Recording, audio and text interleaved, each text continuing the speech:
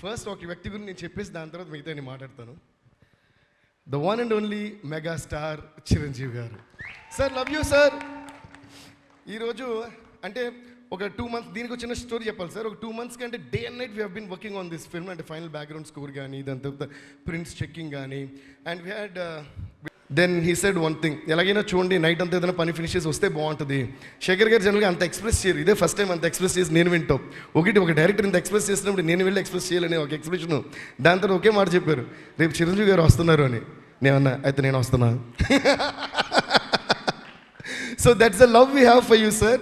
అంటే ఏంటంటే సార్, ఇదంతా ఎందుకు చెప్పానంటే, నాకు బిగినింగ్ ఆఫ్ మై కెరియర్లో శంకర్ దాదా ఎంబీబీఎస్ అప్పుడు వాచ్ ఇచ్చారు, అరే ఇకపై నీ టైం చూడరా అని చెప్పి.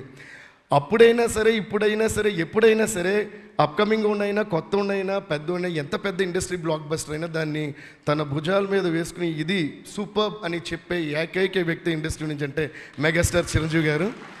So always love you sir, you have always been the same. ఇంకా ఏంటి, నేను మా డాడీతో కలిసినప్పుడు చిన్నపిల్లలు, స్కూల్ పిల్లలు, అప్పుడు వచ్చి ఒక వాచ్ ఇచ్చారు నాకు keyboard వాచ్ని.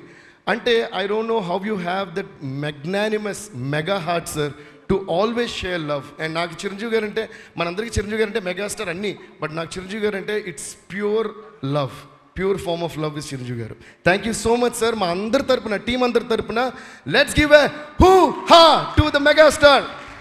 Thank you sir, thank you so much for gracing our occasion. మా సినిమానే పెద్ద బ్లాక్ బస్టర్ అంటే మీరు రావడం ఇంకా మెగా బ్లాక్ బస్టర్ ఇప్పుడు మాకు. Thank you sir.